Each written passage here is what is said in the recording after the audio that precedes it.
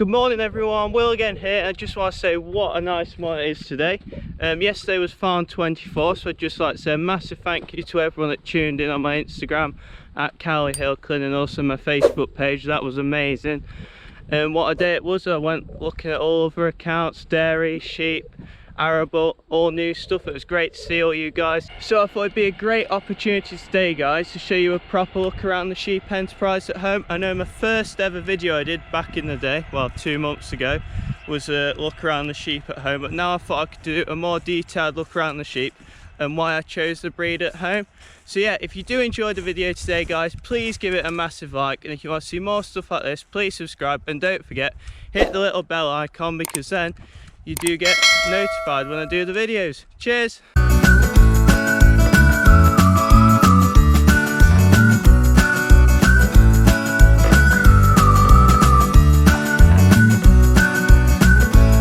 So now I'll go way back to the start to when I started the flock. So I was at Bishop Burton College in Yorkshire, and we had absolutely no livestock on the farm apart from a few chickens and ducks. And when I was at college, I fell in love with sheep, really. That was in 2014. I did my first lambing with a pedigree flock of Suffolks. That was interesting because, as a lot of you may know, Suffolks can be a bit hard to lamb. And as well as that, they used to have their own flock of about 650 ewes at college, so we had great opportunities to get involved with the flock. We all did a bit of lambing, and we did duties every 3 weeks. So a year into college, as you do, I went on to sell my livestock, I think. I bought 5 ewes and took them home. Absolutely no one knew at home, and then 5 ewes just rocked up, to everyone's surprise. I'm not saying that's the best way to do it, but if you throw yourself into the deep end, you do learn very quick. Yeah, so going back to it, so then I had 5 ewes, and obviously then I needed a tup. So I took a trip down to Gloucester, a chap called Sam Still, and went and bought a tup.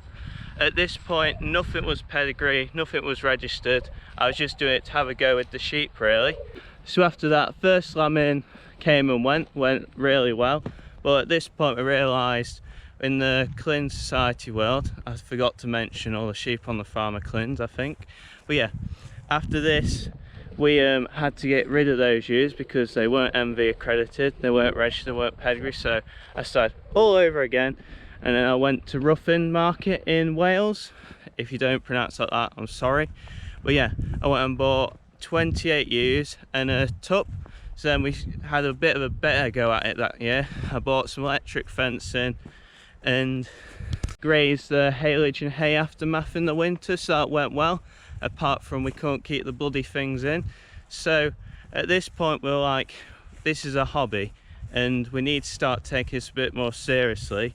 And also my dad wasn't very keen on sheep, so me and my granddad decided a year after we need more sheep. So now we're into 2017, and we kept 7 replacements that I bred myself, and we went to Welshpool and Ruffin, and we bought a few more shearlings, and that took us up to about 50 ewes then. And at this point we were using the same tup again, which is a John and Jill Adams tup. They are from, where's Cano? Cornwall, yeah.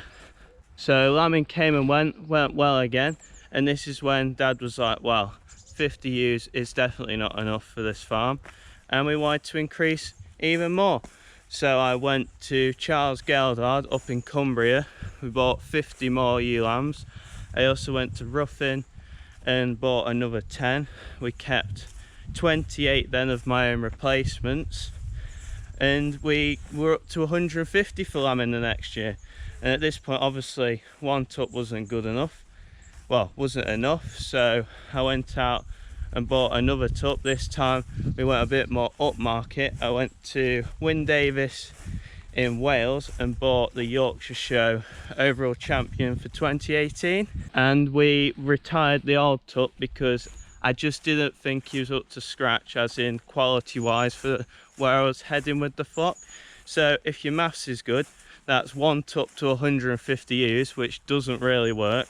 So I went over to Daniel Rowbottom in Lincolnshire and bought 2 more tups. So that left us with 3 tups to 150, which would be plenty enough. But me being me, I went and found a great deal over with Sally King, Warwickshire way, and I bought a crag tup. He did a great job, and that is where we are now.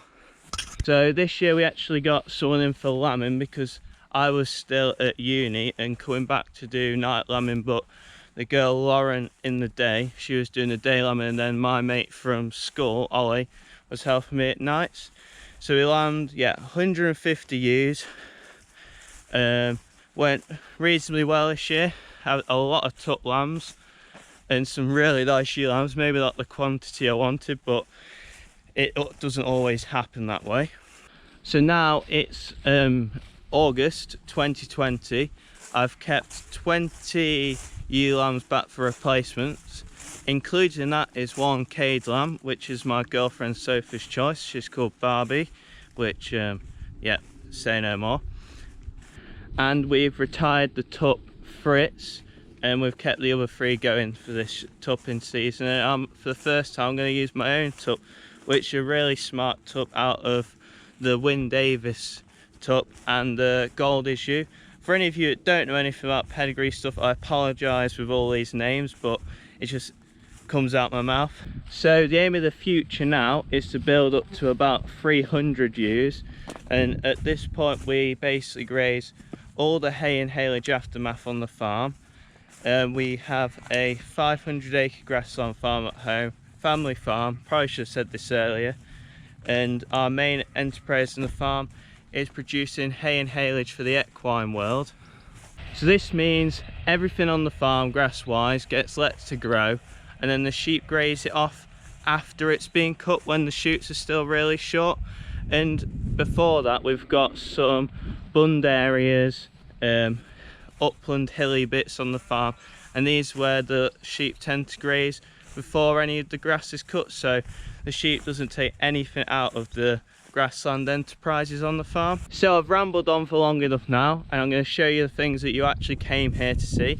I'm going to show you all the sheep on the farm, the different groups, and just comment in the section below if you have any questions about the sheep on the farm. I don't mind, anything as simple as you want, just ask away. I'm always here to help, and as I always say, no question is a silly question unless you want it to be a silly question.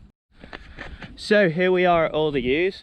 All these are pedigree cling ewes that are registered. Our flock number is 2662 for any of you that are interested, and it's Cowley Hill Cling, as you might have guessed by my Instagram page. So all these range from 18 months to 6 years old. We lamb in February every year. So a third of these are homebred, and the other 2/3 are still ones that we've bought in. As we grow towards 300 ewes, I'm trying to breed my own replacements to increase the health and welfare as well as disease on the farm. Trying to get some more pictures of the ewes here for you guys. Some of these are really smart. We're trying to improve the skin of these, which means how tight the skin is on their body, as well as how long they are, so how long their body is, and conformation, so that's basically how round their back end is. All that's to try and produce the best lamb possible for your plate. So carrying on from the disease area, all these ewes are MV accredited, which means Medivisna accredited. So Medivisna is a wasting disease in sheep, and more recently a lot of the pedigree breeds test for it. So by doing that, you do know that none of your sheep in the flock will ever have that disease. Well, not ever have it, but it's not within the flock currently, so it's really good for the farm at home. So they're chilling in the shade because it's a hot morning. I'll give you a quick few more seconds of the ewes and I'll pop off to the next group of sheep. As I say, you can't beat a clean.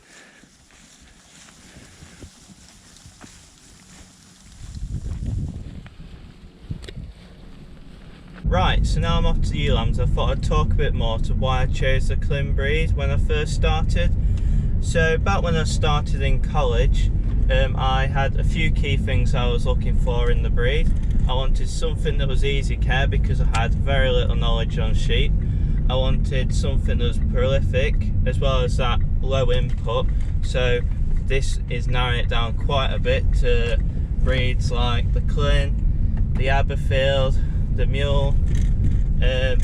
yeah, I was kind of put off the mule because they're a very good breed.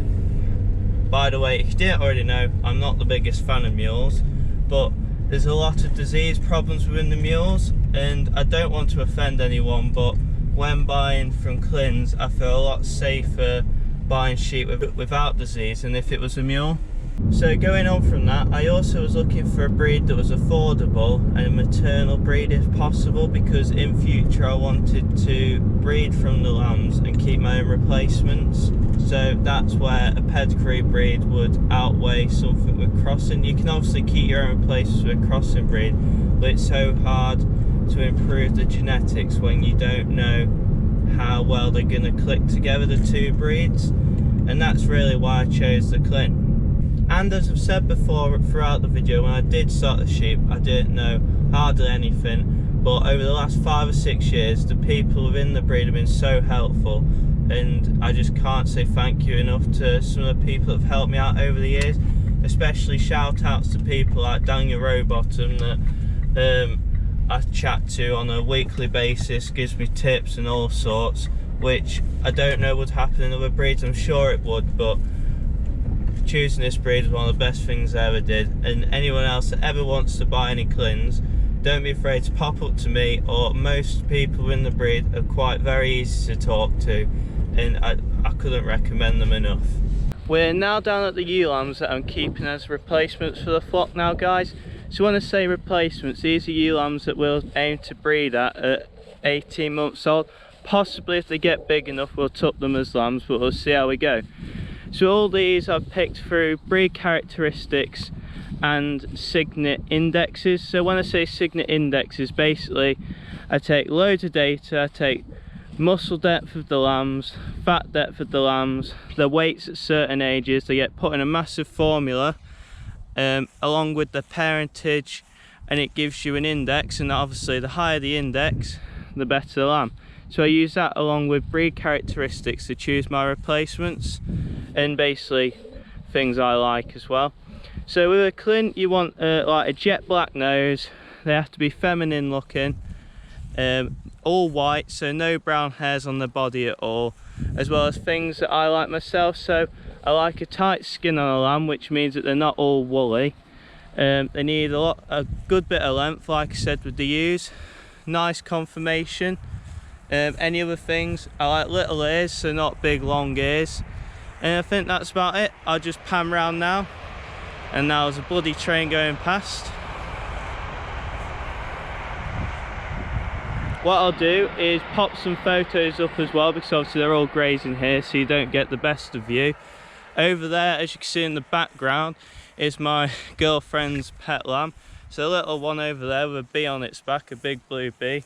That's Barbie, and Sophie picked her out as a lamb as she was a quad that we hand reared, as it was out of a barren ewe that we happened to put the tuck back in with, and she lambed, and she had 4. So yeah, that's Barbie over there, the little one. And yeah, that's all the ewe lambs on the flock, and all these will be replacements coming into the flock next year.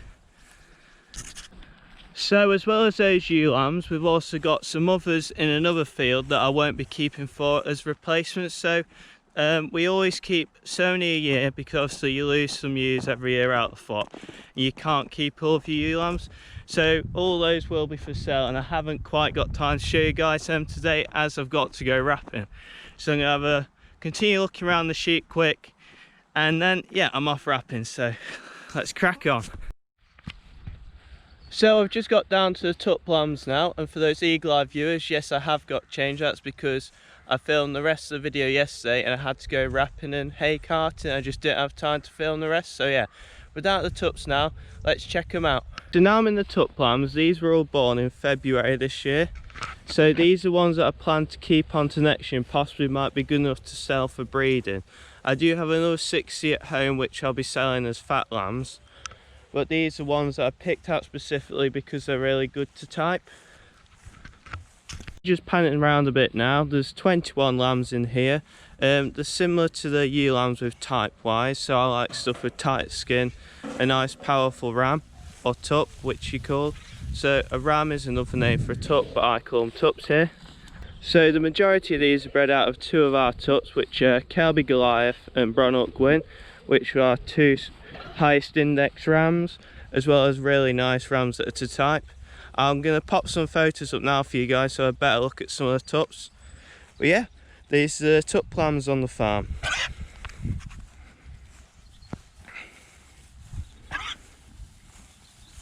So we've now moved on to the shearling tups, so I'll just pang you around now. So there's 9 of those in here. These are 18 months old, exactly a year older than those lambs you just saw. So 5 of these are registered and 4 are unregistered, and there's also an aged tup in here who's for sale. So there's also one of these that I'm keeping, which is this tup here, straight ahead of you. Really smart lad. Yeah, so this is what we hope those lambs turn into.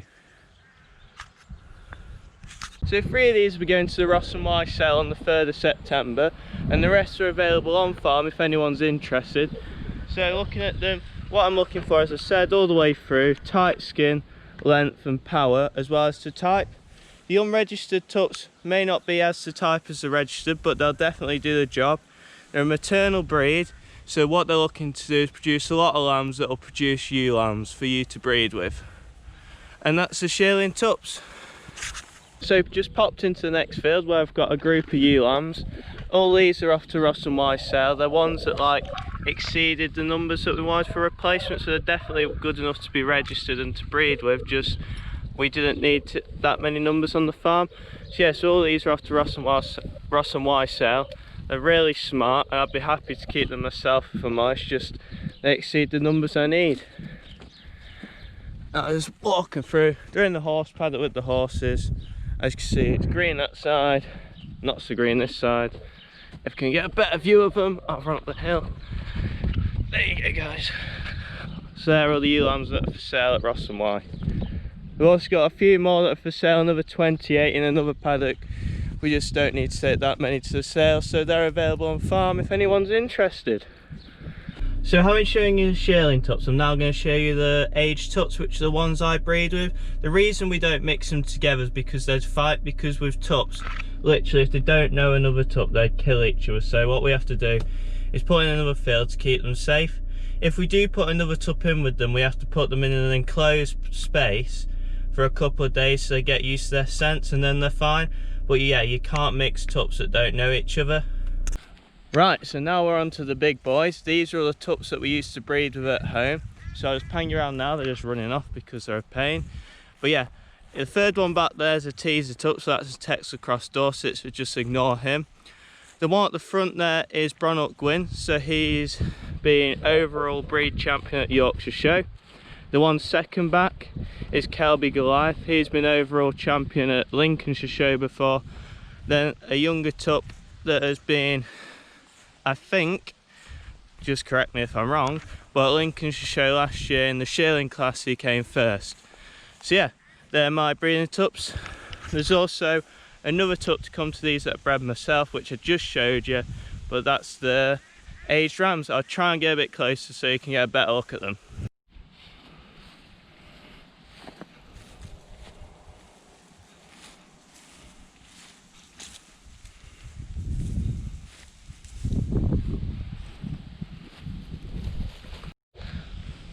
So I didn't say before, but when I mentioned that Terry was a teaser, that means that he's a vasectomized ram. So when they're vasectomized, it means they get to get the tubes in their balls snipped, to put it bluntly, so they don't work, but they're also still got the hormones. And by doing this, you can put the teaser in a couple of weeks before the normal tups to bring the ewes onto heat so they're ready to breed.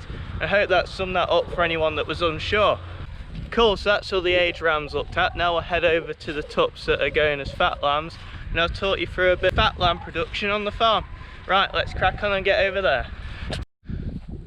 Now we're at the fat lambs, I'll just give you a quick look through them and say how we do at the farm and what a fat lamb is basically.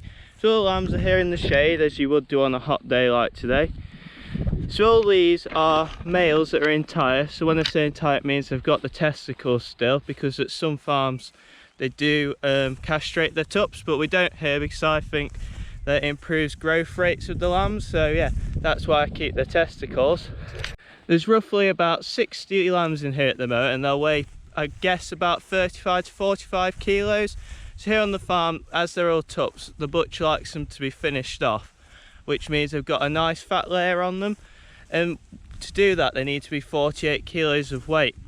So some farms would just finish the lambs off grass, but here we just give a bit of corn to finish them off, so they get roughly just under a bag a day, which isn't a lot per head, but it just gets that nice finish on the lambs. See, I'm quite lucky here at the farm because we've got a great relationship with the local butcher. A lot of farms would send their lambs to market or would take them to a big abattoir, so that's the difference between live weight and dead weight. A live weight lamb is one that's sold at market, and a dead weight lamb is sold straight to an abattoir, if any of you were wondering that. Yeah, so Nigel College is only 2 miles down the road, so it's so easy for us with the lambs. They go to the abattoir quick in the morning, no stress, and that's what I like about it, because sometimes running lambs to markets, they get stressed out, they lose condition. I just don't think it's good for lambs, so in my opinion we sell everything dead weight straight to the butcher, and we get to go to the butchers every week to see what they kill out like and what we can do to improve, which a lot of people don't get the opportunity to. So I'll just hang around all the lambs now. They're all just chilling in the shade. So we've got about 60 lambs left here. We started with 120. We had 250 lambs, so good maths. About 50% were males, 50% were females. It's been a great year this year for lambing. But yeah, as I said before, these are the top lambs that didn't quite make the grade for breeding with, so these go for meat and the meat trade. Got to say, this native bred clean lamb is really nice because of the intermuscular fat in it. Anyone that hasn't tried it, I do say, I am biased, but yeah, do give it a go and ask for it in your local butchers. Last thing I almost forgot to mention, I'm just going back to the car now, is that we're doing a collaborative video with the local butchers. He's going to show everyone how you cut up a lamb and all the cuts, so I reckon that'll be a great video. Yeah, stay tuned for that in the coming weeks. So that was a look at the fat lambs. If there was anything I missed, please don't hesitate to ask a question.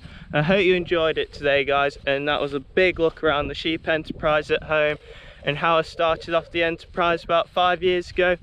Yeah, if you did enjoy it today, guys, please give it a like and don't be afraid to subscribe, guys, and if you do, hit that little bell thing at the bottom, and yeah, see you soon. Cheers.